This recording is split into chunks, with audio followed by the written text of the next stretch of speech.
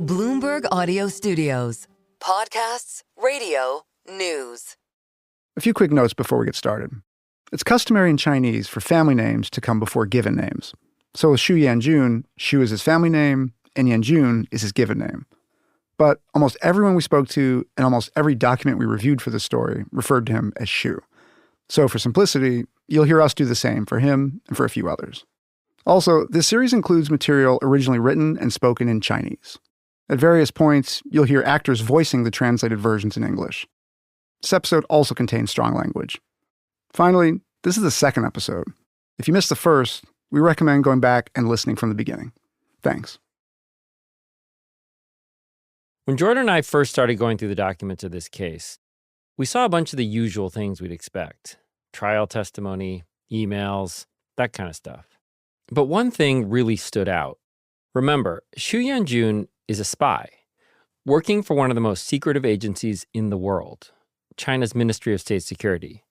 So it was surprising to come across something much more intimate, something that made us feel like we were inside his head. June 11th, morning. Eyeglasses prescription, March 6th. The whole family worshipped the Buddha at Jiming Temple. October 29th, evening. The fat man and his wife held banquet. April 5th, morning. Went with the second uncle's family to sweep great-grandfather's tomb. Xu Yanjun had an online calendar where he put his appointments in. This is Bradley Hull, the lead FBI agent on the Xu Yanjun case. At the end of the day, he would take little notes to himself about what happened that day. Sometimes it was related to source meetings. Sometimes it was related to work conflicts. Sometimes it was about his wife or his child or the apartment that he wanted to buy. July 15th, afternoon, purchased the house, signed the contract. May 25th, morning, family day at the Xiaoxiao's kindergarten, hike Zijing Mountain. June 21st, afternoon, Midao Music Festival. Xu goes to a music festival. Xu eats lobster. Xu takes his grandfather car shopping. Xu wins money at cards. Won 1,500. Xu loses money at cards. Lost 700. Xu loses more money at cards. Lost 1950. Lost 700. Lost 2,100. Lost 150. Lost 600. Xu seems to have been pretty bad at cards. So it was every little piece of his life that he very diligently put down in textual form for us. It was a diary. It was a diary. November 16th, afternoon, watch Interstellar with John Ling. October 31st, evening, karaoke. November 28th, after dinner, foot massage. February 17th, evening, dined with Zhang Hao. 3 rounds of drinks, puked. There were highs and lows, and we saw all of them. March the 3rd, grandfather passed away at 10:40 p.m. He's a complicated fella, would be the simplest way to put it. He has some issues. He likes to gamble. He likes to womanize. Xu was married, but wasn't the most faithful husband. I don't remember how many girlfriends we identified, but there were quite a few. One of them starts to dominate his diary around this time. He refers to her with an emoji, a peach. December 30th, evening, peach. The beginning, Wanda Hilton. June 29th, evening, peach. July 2nd, afternoon, picked up peach near the Sheraton and gave the gift. August the 7th, went to karaoke afterwards. Peach was drunk and took her home. September 20th, noon, peach, Nanjing Hotel. The details of Xu's personal life are pretty juicy. But what's even more incredible is that this spy meticulously documents his work life, too. March 14th, 6th Bureau meeting. January 24th, held banquet with comrades of aerospace team. November 25th, worked overtime until 2:30 a.m. May 13th, party committee meeting. June 11th, met Ji Chaoqun. March 31st, aviation briefing. August 24th, my official promotion came. Waited for too long. It finally came. Took a load off my mind.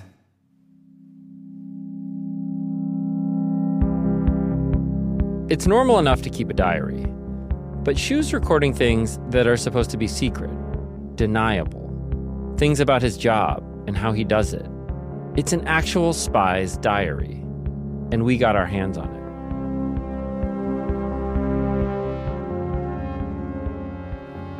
From Bloomberg News and iHeart Podcasts, this is the 6th Bureau. I'm Jordan Robertson. And I'm Drake Bennett.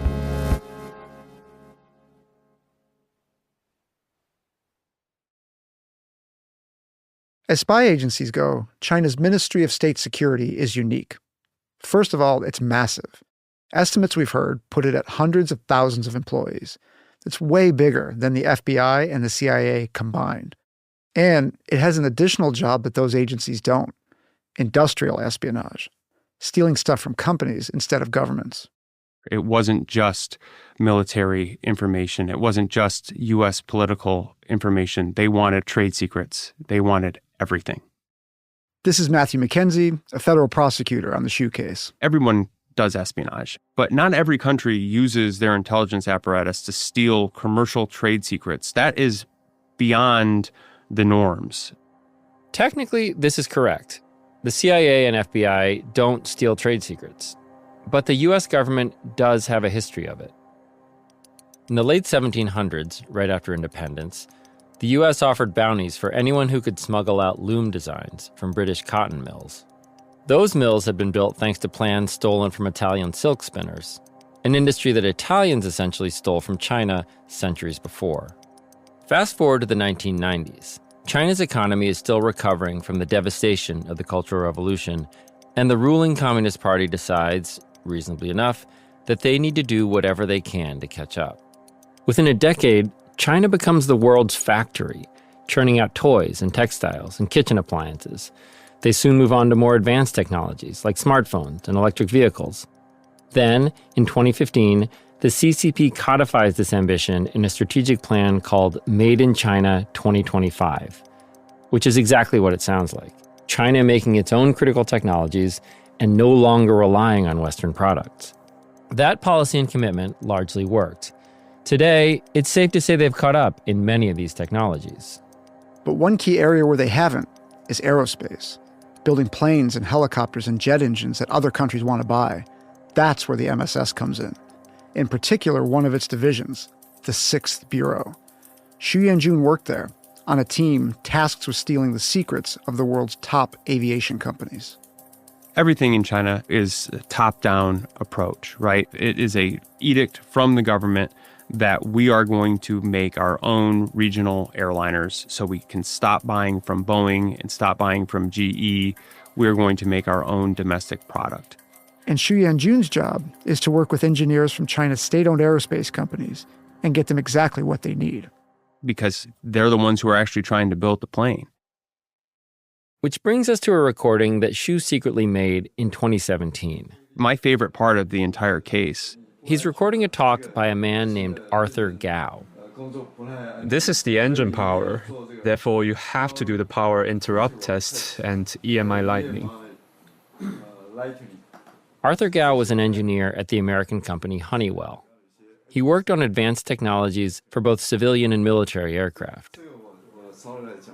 For control systems of helicopters, there are two very important issues.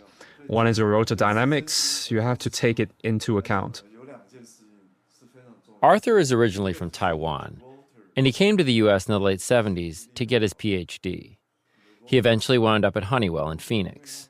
He's been invited to China to give this talk in what was described as an academic exchange with the Nanjing University of Aeronautics and Astronautics. But when he got there, he wasn't brought to a university to give his talk. He was brought to a hotel room. Inside, only a few people were there. Arthur thinks he's talking to all of these academics and students, and it turns out that there are no academics, there are no students. There are MSS officers, posing as people who work in the industry. There are also Chinese engineers, employees of China's state-owned aerospace conglomerate, AVIC. They're to learn what they can from Arthur about his work at Honeywell. In particular, the combat aircraft systems that Honeywell builds for the United States military. These are all military standard. They have very detailed regulation. Arthur talks to the group for about 3 hours. And at the conclusion of his presentation, FBI agent Bradley Hull. Xu Yanjun thanks him, they go through all the niceties, and then they ask Arthur to step out of the room. Teacher Gao, maybe you can head back first. Thank you so much. Arthur walks out of the room, leaving Xu and the engineers alone.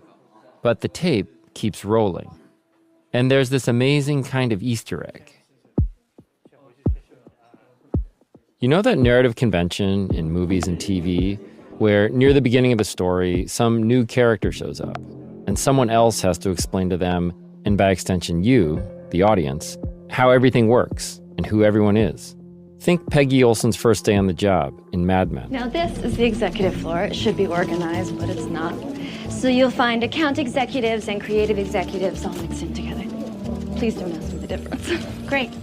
Hopefully if you follow my lead. What we hear next on the recording is exactly that for Shu's world.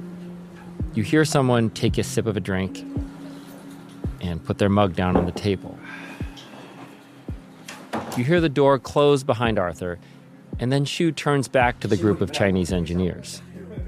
Xu Yanjun starts describing how the MSS recruits Western experts, how they operate them, and how they found Arthur so that he could teach them about what the Americans were doing with their helicopters. Xu wants to know how the engineers think Arthur will be most useful to them, what kind of source he may be. So he lays out the different types of sources he brings in, like a taxonomy of spies, let's say. He walks them through it. There are a few aspects to our collaboration. He actually has what he calls 4 levels of expert participation. The first level are high-ranking experts. This expert is ranked highly and is reliable. The expert can directly participate in the design of the project. These are folks who have direct involvement in design, both in the West and in Chinese systems. They have access to classified information in China and their long-term sources. As in, these are the people that they keep on the books for 15, 20 years, and they call them in when they need them. This is our highest level of collaboration. A lot of the stories you hear about China stealing trade secrets involve hacking, breaking into computer systems. But spying's ultimately about something way more ordinary: cultivating relationships, or using people. They invite people over under some kind of innocent-sounding pretext. This is James Olson. We'd like to invite you to China to give a guest lecture or to meet with our experts just for a get-acquainted session, and we will compensate you for that. There will be a stipend, and we will cover all your expenses, and most people fall for it. James knows this because he was a spy. In the Central Intelligence Agency for 31 years. Eventually, the agency's chief of counterintelligence. So James has a pretty good idea of what a spy like Xu Yanjun does. And he says there's kind of a universal playbook on how to do it. It sounds cynical, but in the intelligence profession, we know that every human being has needs. And our job in intelligence is to identify what your need is. And our hope is that need is so compelling, so urgent, so important for you, that if we satisfy that need, you will assist us. You will violate your own country's laws. You will give us technology. It sounds terrible, but we are in the business of exploiting your weakness, your needs, your vulnerabilities. And we're good at it. Sometimes exploiting vulnerabilities is a matter of carrots, but sometimes it sticks. People fear the MSS. Generally, they will put that in the frame of your family back in China is dependent on the government. And we would not want to do anything to make their life more difficult. I've seen cases where family members are arrested. I have seen cases where family members are sent by the MSS to deliver messages to people in the United States to either get in line or come back to China to face whatever consequences there are for them there. We don't know exactly why Arthur Gao did what he did. We tried multiple times to contact him for this series, but we never heard back. We also reached out to his former employer, Honeywell. They never responded. But we do know that when the MSS came calling, it was hard for Arthur to say no. And they came calling more than once. That talk in the hotel room wasn't a one-off. The MSS first targeted Arthur 2 decades before. The first invitation came to Arthur in 1997 from someone at the Nanjing University of Aeronautics and Astronautics, or NUAA. You're going to hear NUAA a lot in this series because its staff worked really closely with the MSS.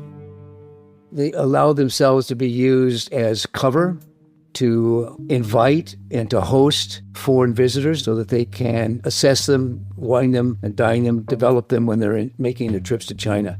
So it's a very, very valuable relationship in the MSSIs. So the invitations from NUAA kept coming, and Arthur Gao kept accepting them. He'd come give a talk. There'd be fancy meals, luxury cruises down the Yangtze River, all expenses paid trips to visit tourist attractions. Then, after he got home from a trip in 2003, his contact followed up, asking for very sensitive information. Arthur seemed to get suspicious, and he cut things off. That worked for a while. The MSS, though, can be patient, like unbelievably patient. 11 years later, his contact, who was actually an MSS officer named Zhao Rong, reaches back out, like an old friend checking in. Time flies. It has been 11 years. He mentions things about Arthur's personal life that only a friend should know. I heard that you had a son recently. Congratulations. He wishes Arthur's family a happy new year. Stay healthy. And invites him to return to China. If I were Arthur, I'd be creeped out. So he replies, but he doesn't commit to another trip. 2 years later, in 2016, Jia nudges him again. This time, Arthur caves. He tells Jia that he does have a trip to China coming up, a personal trip to see some friends. Jia offers to pick him up at the Beijing airport. In the car, he introduces a supposed university colleague. It's actually Xu Yanjun. During that visit, Jia and Xu come up to Arthur's hotel room late at night and hand him $3,000. Arthur's confused. This has been a strictly personal trip. No presentation, no meetings. He didn't even bring his work computer. They basically tell him, keep it. Use it for the next trip. On the next trip, though, in 2017, when he gives that talk in the hotel, he's handed another envelope of money. This time, it's $5,000. At the time he gave that talk, Arthur Gao was thinking about retirement. In a way, this only made him more useful. It meant he could come over for even longer periods of time, and they could possibly even hire him. He said he may retire in 2 years or so. He also wants to, right? He has the ability. He is competent. He has a desire to achieve something. We can also design it that way. Arthur Gao, he was the longest running asset that's in the case. He 20 years? What does he represent to you in terms of, this organization's ability to run people for a long time? Both the long-term nature of the operation and then the significant amount of damage that can happen over that time frame. Bradley Hull. With Arthur's example, when he did choose to disclose, he disclosed things that could hurt us. The helicopter that the Marine Corps is going to fly, the next level helicopter, there's no reason that the Chinese government needs to know the specifications of that. There's no reason an employee of any American company should be prepared to pass that sort of information over. In 2021, Arthur Gao was indicted and pled guilty to exporting controlled information without a license. He was sentenced to 3 years probation and ordered to pay a fine. Okay, back to Xu's taxonomy of the types of sources he recruits. Level 1 is kind of like having someone who works for you directly over a period of time. Level 2, that's more like having a consultant who's on call for specific one-off jobs. These are folks who examine specific models. They solve problems. They usually come to China for a 1-month period, but fairly infrequently because they are working in companies in the West. If we have specific questions, we can ask them, for instance. If we come across any problems in the project, we can present them with the questions directly in a very specific fashion. Level 3, that's even less of a commitment. The third level, he called topical experts. These are individuals who answer questions in person only, or they provide reports that they only come into China for very, very short durations of time because they're experts in their field back in the West, and it would be unusual or raise concerns if these people stayed there for more than a week or a weekend or something like that. Xu indicated that this was the most common type of source that he as an individual ran. This is something we've done quite a lot in the past. Arthur Gao was probably a level 3. So was a man named Li Jiang. Xu wrote about meeting with Li in his diary. April 20th, afternoon. Pick up Li from train station. Check in to Jinling Hotel. We don't know that much about Li Jiang, but we do know that he was an expert on fighter aircraft and how to make them, like the Lockheed Martin F-35, which is one of the world's most advanced fighter jets. We also know that when Xu invited Li to come give a talk in Nanjing, the MSS officer used an alias. When Li arrives in April 2014, Xu and Zhao Rong host a banquet in his honor. There's a level of rapport building. There's a level of wining and dining that's often involved with this. But it's not just about rapport building. During the banquet, Xu's colleagues sneak into Li's hotel room and try to hack into his computer. But they run into problems and they can't get everything they want. So they invite Li back a few months later for another visit. They want him to give a talk about electric takeoff and landing systems. And they want to take another crack at hacking into his laptop. December 7th, Li Jiang's coming to Nanjing, entertaining. Xu brings Li to the hotel. Li drops his stuff in his room and then heads off to dinner with Xu's boss, Zhao Rong, who's waiting for him in a private dining room. I'm in the private room and the dishes have been ordered. Then, Xu and another colleague go to Li's room to try and hack into his computer again. It's 6:49 p.m. Xu texts his boss. Laptop is in sleep mode. 1 portable hard drive and 2 small drives. The hack is taking longer than expected, and his boss gets impatient. It's too slow. Speed it up. 15 minutes later. If it doesn't work, copy it with your own computer. Now, it's 8:39 p.m. The operation's been going for almost 2 hours. Xu updates his boss. The copying will more or less be done in 15 minutes. Restoring the scene and documents will take roughly 20 minutes. Hurry up, hurry up. Because remember, Xu's boss, Zhao Rong, is having dinner with Li, and even a fake honorary banquet can only go on for so long. Finally, the copying is completed. Restoring is in progress. After 2 hours and 22 minutes, Xu's done. Restored. Exiting. You can let him toddle back up to his room at this point. The next day, Li gives his talk, totally clueless he's been hacked. We were never able to reach Li Jiang. As far as we know, he was never charged with any crimes. The fourth and final level of Xu's experts are called spotters. So these are people that we have living in the West whose job it is to identify engineers who might be susceptible for working with the MSS. These people are crucial for Xu because they live in places like the U.S., places that are too risky for Xu to go.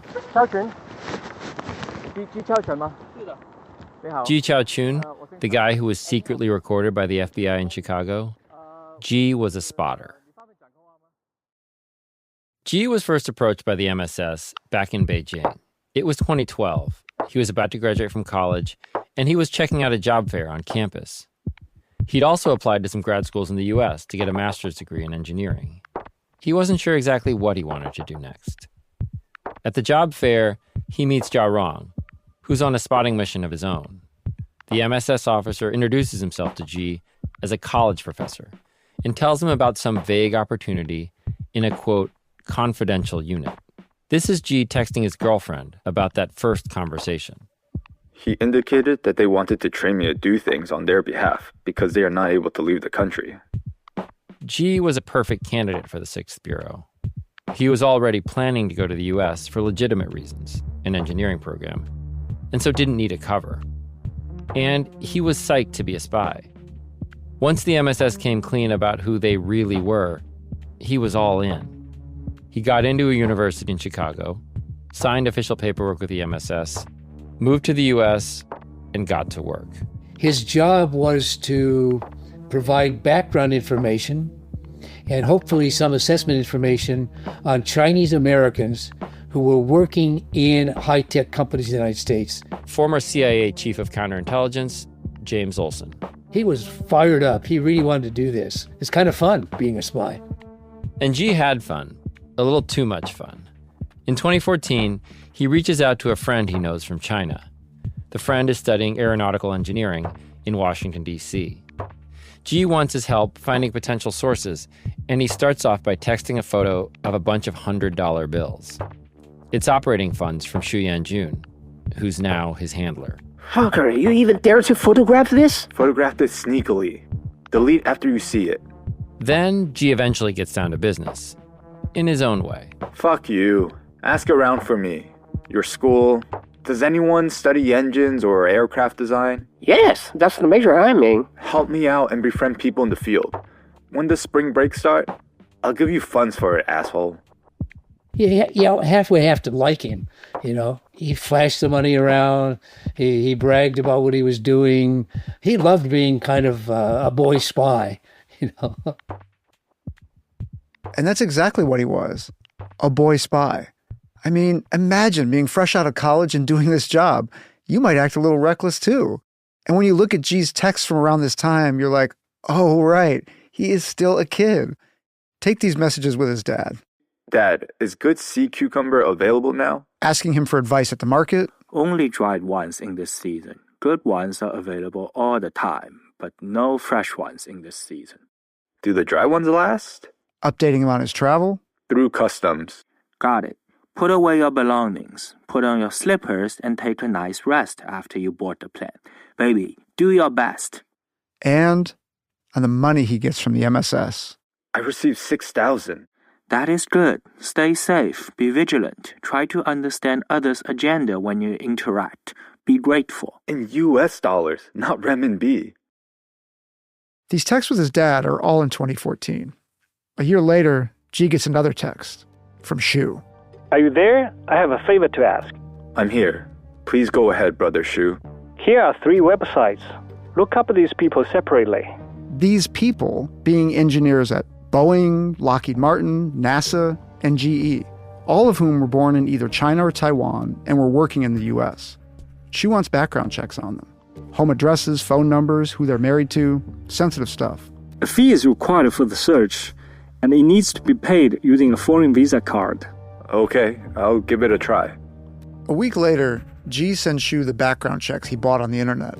He puts a password on the file, zips it, and gives it a cheeky code name. Midterm exam paper. Honestly, these background checks, they're a small job for a rookie. For now, G's pretty low down in Shu's taxonomy. But it seems like he's trying to rise through the ranks and make himself more valuable to the MSS. After he completes grad school, G enlists in the US Army as a fast track to get American citizenship and a security clearance. So he may be young and reckless, but he's also pretty strategic. He has potential. See, the MSS is in the business of making bets. Some are big bets, like grooming engineers working abroad over the course of decades. Some are quite small, like giving a 20-something a bunch of cash and sending him out into the world to see where he ends up. But together, if enough of these bets pay off, they add up to something much bigger. A more powerful China.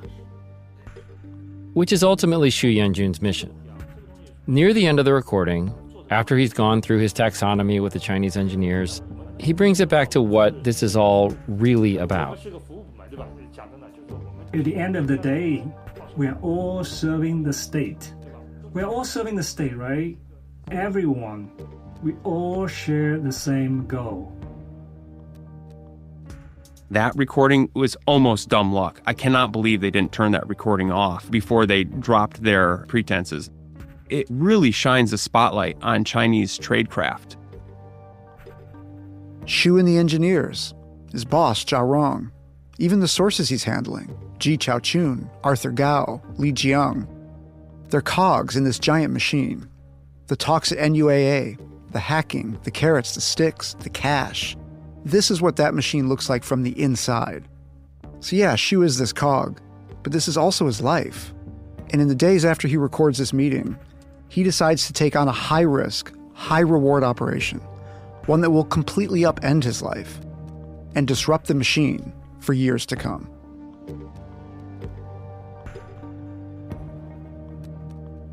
On the next episode...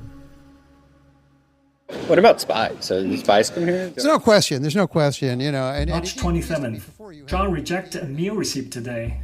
An ungrateful person like him has no shame. I will have my revenge. He would have an amazing case and get a beautiful end of the year review and then be crushed a week later because a decimal point was wrong on a receipt. So that yo-yoing between you're great and you're terrible clearly was having an impact on his state of mind. When Xiu saw Xing's LinkedIn profile, he said, bingo, jackpot, exactly what they want. And I'm going to go get it.